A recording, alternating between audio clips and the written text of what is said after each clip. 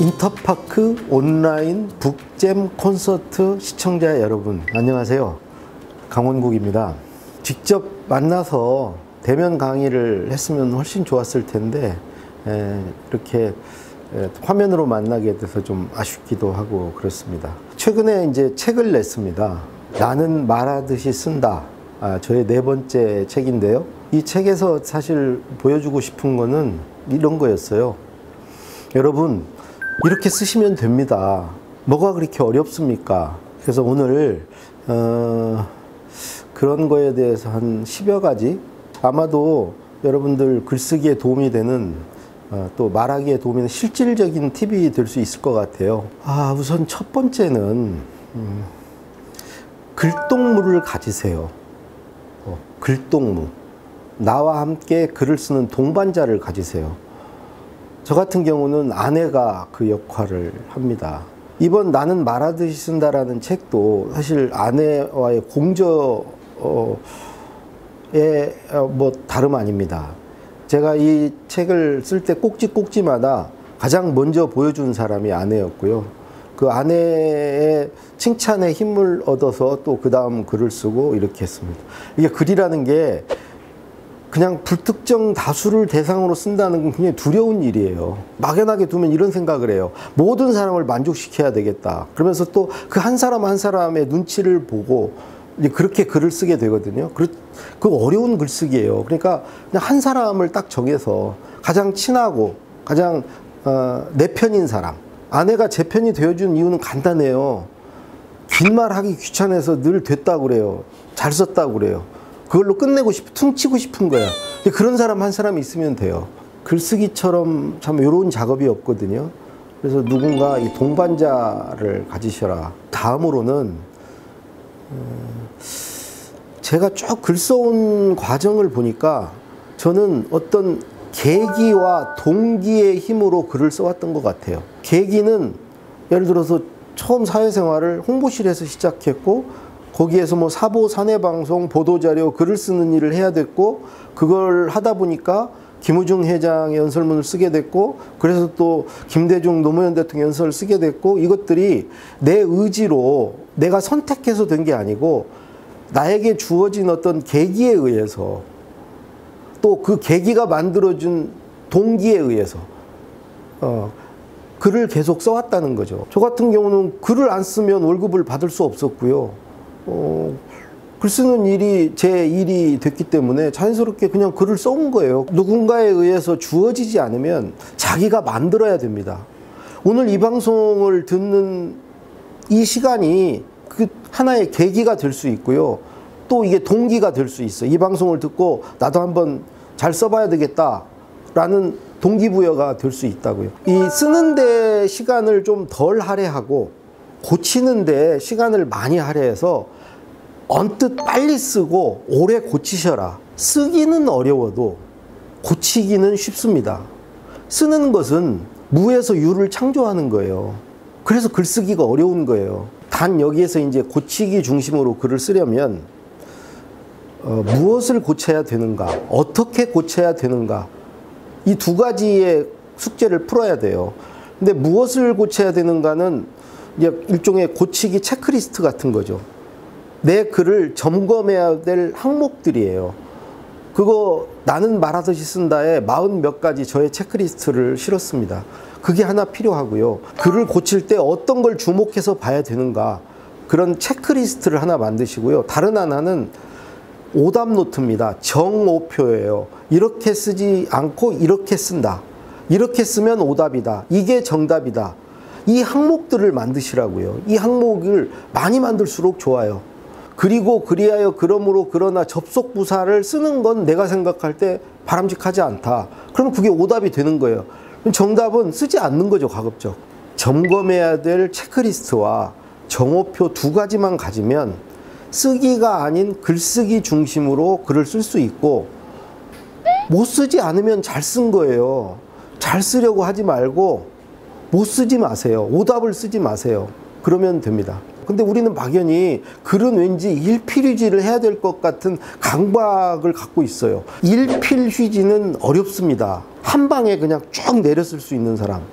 뭐 유시민 이사장님이나 뭐 유홍준 작가 이런 분들, 뭐 그런 분들 말고는 일필휘지가 가능하지 않아요. 쓸 수 있는 만큼 조금씩 조금씩 야금야금 보태기 방식으로 쓰라는 거죠. 보태는 것은 어렵지 않은 일이다. 희한하게요. 지금 쓸 때는 요만큼밖에 못 썼는데 한 몇 시간 지나서 다시 그 문서에 들어가 보면 덧붙일 말이 생각이 나요.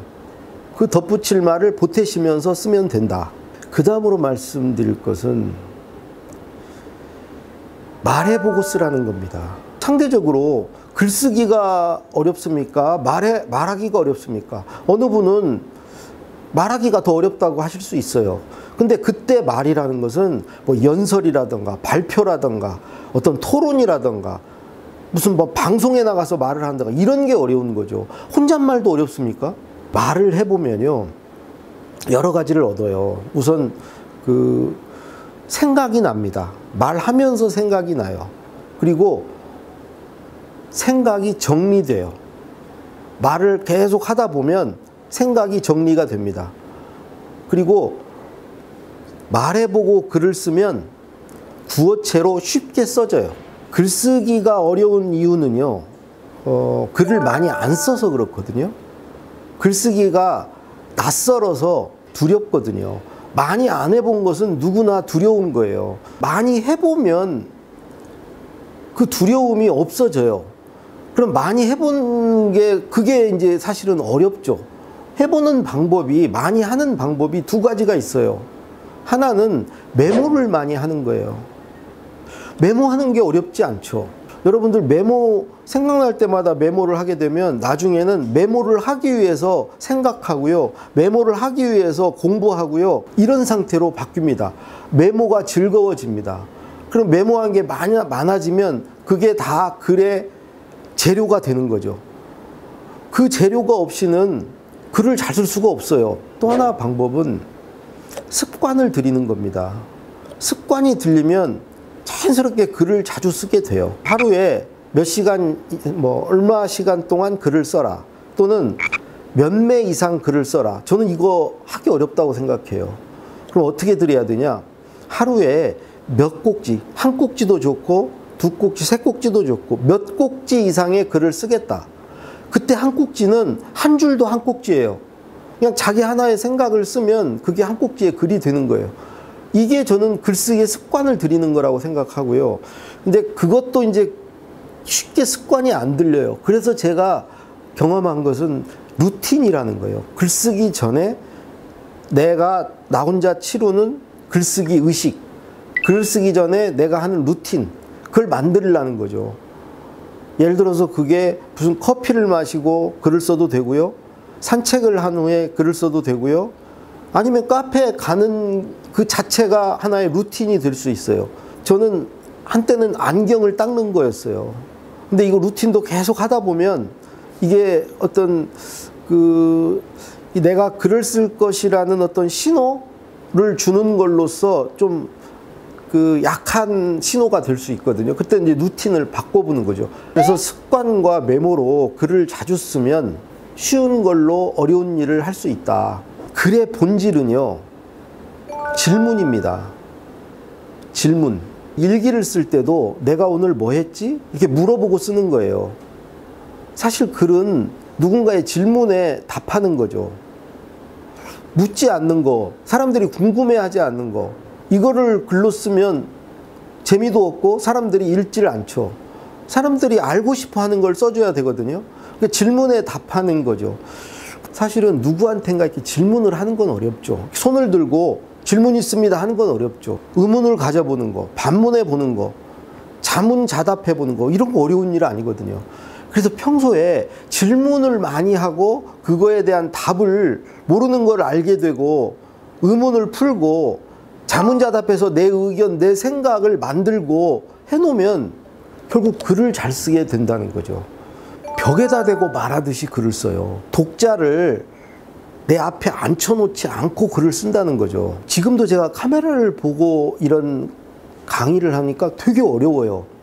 벽에다 대고 말하는 것 같아요. 뭔가 이렇게 상대 반응이 있고 리액션이 있고 그걸 보면서 반응에 반응하고 이렇게 해야 말도 술술 나오고 생각도 잘 나고 그래요. 글을 쓸 때도 마찬가지예요. 독자를 정해서 독자를 내 머릿속에 앉혀놓고 그 독자한테 말한다고 생각하면서 독자의 반응을 계속 느끼면서 그 반응에 내가 반응하면서 내가 이 독자에게 뭐를 줘야 독자가 만족을 할까? 독자를 앉혀놓고 쓰면 된다. 그게 글을 쉽게 쓰는 또 방법이기도 하다. 첫 문장부터 끝 문장까지 이렇게 순차적으로 쭉 쓰잖아요. 그거 되게 어려운 방법이에요. 또는 개요를 짜놓고 글을 쓰라고 하잖아요. 그것도 되게 어려운 방법이에요. 저는 그 방법으로 글을 못 써요. 문단, 단락 중심으로 글을 씁니다. 덩어리를 만들고 그 덩어리를 조립하는 방식으로 글을 써요. 긴 글을 쓰는 건 어렵지만 짧은 글, 문단 하나는 짧은 글이잖아요. 그 짧은 글을 쓰는 건 어렵지가 않아요. 그리고 그 짧은 글을 나중에 조립하면 긴 글이 돼요. 그래서 이런 글을 쓸 때 저는 3단계로 씁니다. 일단 첫 번째는 무슨 내용을 쓸까 생각해 봐요. 그럴 때 쓸 소재들, 이 글에 이러이러한 내용을 넣어야 되겠다. 그럼 그거를 먼저 단어나 문장으로 툭툭 쓰는 거예요. 그게 1단계. 2단계는 그 단어나 문장을 문단으로 만드는 거예요. 그 단어를 하나의 문단으로 만드는 거죠. 짧은 글을 쓰는 겁니다. 그리고 마지막 3단계, 이 문단을 구성하는 거예요. 배열하는 거죠. 근데 많은 사람들이 글을 쓸 때 이 세 개를 동시다발적으로 해요. 이걸 감당하기가 어려워요. 이게 첫 문장부터 끝 문장까지 쓰는 것은 이 세 가지를 같이 하는 거예요. 이거를 세 개를 한꺼번에 하지 말고 하나씩 하나씩 하는 것도 글을 쉽게 쓸 수 있는 방법이다. 내가 글을 창조하기는 어렵지만 모방하는 것은 상대적으로 쉬워요. 있는 글을 모방하는 거. 그게 근데 표절이 되면 안 되죠. 있는 것을 내 것으로 자기화하거나 그거를 좀 더 나은 방향으로 만드는, 그래야 진정한 저는 모방이라고 생각해요. 제가 쓰는 방법은 기존에 있던 칼럼, 강의, 책의 목차, 이 세 가지를 보는 거예요. 이런 것들이 내 생각을 자극해요. 이게 저는 모방으로 글 쓰는 거라 생각해요. 여러분들 흔히 하는 자료 찾는 게 그런 거죠. 그래서 그런 방식으로 글을 쓰는 것도 하나의 방법이다. 어떤 주제에 완전히 몰입돼도 꽂혀 있어도 그 주제에 관한 한 글은 누구보다 잘 쓸 수 있습니다. 관심 있고 좋아하고 잘 아는 주제가 있어요. 그 주제로부터 글쓰기를 시작해 보세요. 내가 자신 있는 주제, 그 주제부터 글을 쓰면 그 점점 이 영역이 다른 쪽으로 또는 관심이 확대되면서 글쓰기를 시작하는 것도 저는 좋은 방법이라고 생각하고요. 글이라는 게 어떻게 하면 글을 잘 써요? 그거에 대한 대답을 내놓을 사람은 아무도 없어요. 방법 없어요. 뭐 책을 많이 읽으세요? 뭐 여러 가지 이런 대답밖에 받을 수가 없어요. 저는 이렇게 물어야 된다고 생각해요. 어휘력은 어떻게 늘릴 수 있죠? 문장력은 어떻게 키우죠? 글을 잘 구성하려면 어떻게 해야죠? 또는 묘사하는 글은 어떻게 쓰죠? 논증하는 글은요? 설명하는 글은요? 서사문은요? 이렇게 물어야 된다고 생각합니다. 이거를 뭉뚱그려서 접근하지 마시고 하나씩 해서 답을 얻어서 그걸 통해서 글을 잘 쓸 수 있어요. 예를 들어서 어휘력이 좋아야 글을 잘 씁니다. 그건 분명한 사실이에요. 근데 어휘력을 키우려면 어떻게 해야 되냐? 늘 온라인 국어사전을 열어놓고 글을 쓰는 것을 습관화해야 돼요. 내가 생각난 단어를만 가지고 글을 쓰면 내 어휘력이 항상 거기에 머물러 있어요. 온라인 국어사전에 쳐보시고 세 개를 보세요. 첫 번째는 그 단어의 뜻을 한번 보세요. 그 뜻을 보고 그 뜻을 내 글에 좀 써먹어 보세요. 두 번째는 유의어가 뜨는데 비슷한 말 중에 더 좋은 단어가 있는지 찾아보세요. 그 더 좋은 단어, 더 맞는 단어를 찾았을 때 그 단어만큼 내가 어휘력이 늘어나는 거죠. 그리고 세 번째, 그 단어가 들어가 있는 예문이 있거든요. 예문을 눈여겨보세요. 그러면 이 문장에서 이 단어가 어떻게 쓰이고 어떤 걸로 수식을 하고 서술어는 뭘로 쓰였고 이런 그 문장까지 내가 문장력까지 키울 수가 있는 거죠. 그럼 어휘력은 그렇게 키우면 돼요. 그럼 문장력은 어떻게 키워요? 문장력을 키우려면 좋은 문장을 많이 읽거나 아니면 베껴쓰기를 하거나 아니면 암송하거나 구성하는 능력을 키우려면 어떻게 해야 돼요? 구성하는 능력은 모든 글은요. 제가 연설문을 써보니까 뭐 격려사, 축사, 치사, 무슨 뭐 기념사 할 것 없이 그런 연설문의 종류별로 기본적으로 들어가야 될 구성 요소들이 있어요. 이거는 무슨 칼럼도 마찬가지고 예를 들어서 칼럼 같은 경우는 현상, 진단, 해법 이런 구성 요소로 쓰는 거예요. 일기는 오늘 한 일, 느낀 점, 내일의 다짐, 반성 뭐 이런 걸로 쓰는 것이고요. 글을 쓸 때는 이 요소들을 알면 이어서 계속 쓸 수가 있는 거예요. 근데 그런 요소들을 아는 게 구성력을 키울 수 있는 핵심이에요. 요소만 알면 그걸 배치하는 것은 그다지 어렵지 않거든요. 근데 여러분들 어느 글을 하나 쓰려고 그러면 어휘력도 필요하고 문장력도 필요하고 구성력도 필요한 거죠. 이런 것들을 하나하나씩 그 역량을 키워가면서 이제 글을 잘 쓸 수 있다. 기억으로 쓰려고 하지 말고 상상으로 쓰는 쪽으로 무게중심을 한번 바꿔보세요. 기억으로 글을 쓰려면 아는 것도 많아야 되고 지식도 많고 정보도 많고 뭐 이런 것들이 필요해요. 그러니까 글쓰기가 나는 아는 것도 없고 뭐 글쓰기가 어렵다고 하죠. 기억으로 쓰려고 하지 말고 나는 상상으로 쓸래 그냥. 상상력은 기억력이 없어도 돼요. 지식이 없어도 돼요. 상상으로 쓰는 것도 어려운 글을 쉽게 쓸 수 있는 방법이고요. 또 하나 더 말씀드리면 경험으로 글을 쓰세요. 내가 경험한 거, 그 경험은 내가 가장 잘 쓸 수 있어요. 거기서 얻은 교훈, 이것도 내가 제일 잘 쓸 수 있는 거잖아요. 하나만 더 말씀드리면 관찰로 쓰는 방법도 있습니다. 자기가 본 걸 쓰세요. 똑같이 봐도 다르게 봐요, 사람마다. 그 본 것을 해석하는 거, 거기서 내가 찾은 의미가 다르기 때문에 그 본 걸 쓰시고 그러다 보면은 그 어떤 것들에 대한 나의 관점이 생겨요. 나의 시각이 생기고 그리고 그거를 더 계속 하다 보면은 내가 좋아하는 나만의 컨텐츠가 생긴다고요. 이게 저는 관찰로 쓰는 거라고 생각해요. 참 두서없이 여러 가지 글쓰기 방법들을 오늘 이제 말씀을 드렸는데 어느 하나만 쓰기보다는 이것과 이것을 같이 결합하거나 같이 접목해서 이제 글쓰기에 쓸 수 있는 것들이고요. 그래서 글을 너무나 그 어려운 거라고 생각하지 마시고 이게 말해보고 쓴다던가 퇴고 중심으로 쓴다던가 문단 중심으로 글을 쓴다던가 나눠서 조금씩 야금야금 쓴다던가 이런 여러 가지 방식을 자기 글쓰기에 한번 적용하면서 무엇보다도요 글을 많이 써봐야 합니다. 제 말 아무리 들어도 이 말 들을 때는 그럴 수 있겠네 하는데 이걸 듣고 글을 써보지 않으시면 아무 소용없습니다. 결국 글쓰기는 내가 글을 쓰면서 배울 수 있는 거지 누구한테 말을 듣고 해가지고 글쓰기를 배울 수가 없죠. 그리고 무엇보다도 자신을 믿으세요. 나를 믿으세요. 내 안에 쓸거리가 있고 나는 쓸 수 있다. 그리고 고칠 기회가 있는데 뭘 이렇게 잘 쓰려고 그래? 일단 써.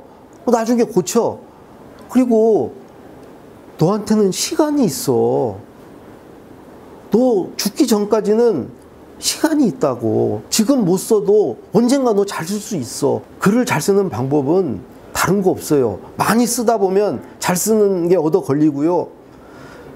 글을 가지고 계속 그걸 고치고 이렇게 하다 보면 좋은 글이 나와요. 자신을 믿고 오늘 당장 글쓰기를 시작해 보시기를 바랍니다. 천상천하 유아 독존입니다. 세상에 내가 제일 귀한 존재예요. 그런 마음으로 자기 말하고 글 쓰면서 자기를 뽐내면서 사시기 바랍니다. 나는 말하듯이 쓴다. 꼭 잊지 마시고요.